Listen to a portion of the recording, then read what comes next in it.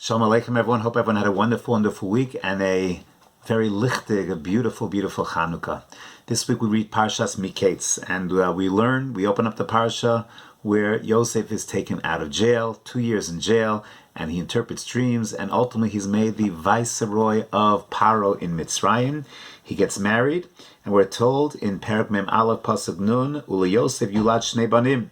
He has 2 sons. Vayikra Yosef es Shem HaBechor Menashe, Ki Nashani Elokim es Kol Amali ve'es Kol Beis Avi. He calls the Bechor Menashe. Why? Because Hashem enabled him to forget his struggles, his trials, his challenges.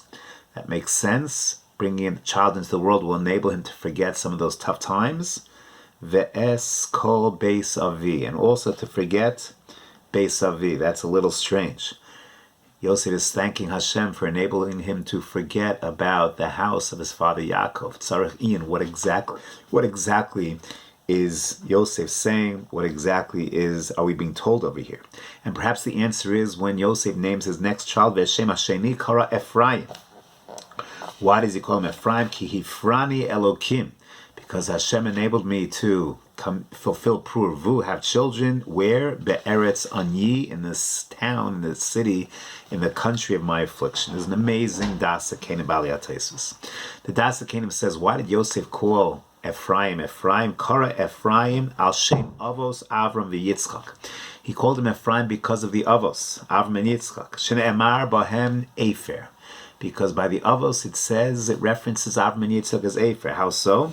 Avram referred to himself as Anochi Afar Va'efer, and Yitzchak is Ke'efer al Gabe HaMizbeach. And therefore Ephraim is Efer Pa'amayim, is plural Efer, Mashma Shnei Afaros.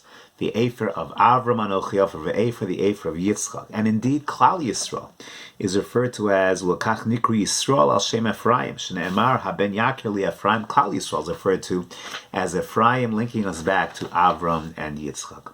What exactly is the message of this medrash?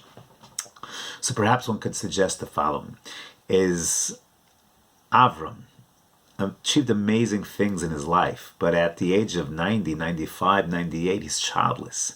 So he achieved amazing things, but it doesn't have a future. It doesn't have a legacy.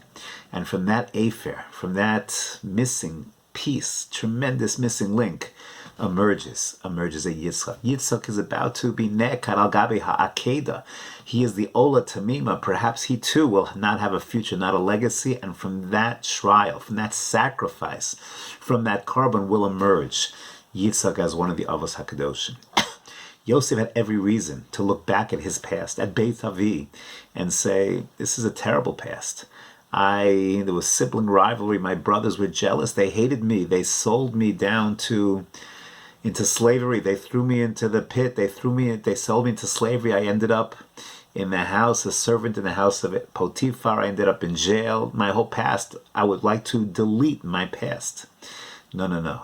So as Yosef now starts to emerge, as he starts to become a melech in Mitzrayim, as he starts to interpret dreams, as he starts to build his own family, even if it's in Eretz Anyi, if it's in Gullus, but he understands that all those trials and tribulations, all those challenges, not that he wants to forget Beis Avi, he wants to forget the challenges of Beis Avi, the difficulties he has, because he's starting to see there's a goal, there's a pattern here.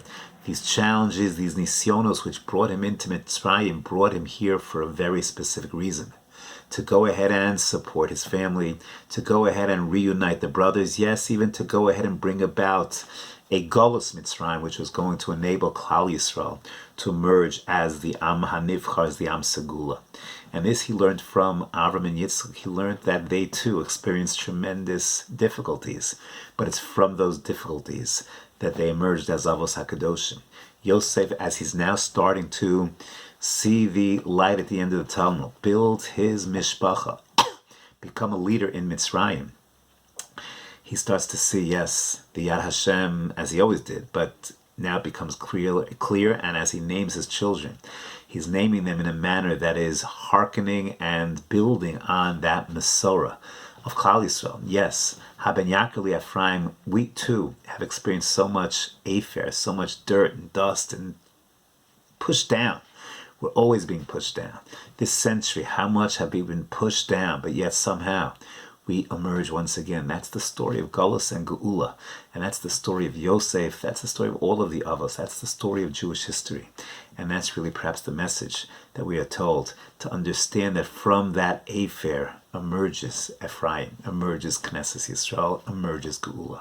So we should draw these lessons as we always experience these ups and downs, but know that from the challenges, from the downs, emerge tremendous, tremendous highlights. And we should be zoche to see that sense of Geula, see those highlights, Mitzvah Hashem, speedily in our days. Have a wonderful Shabbos Kodesh.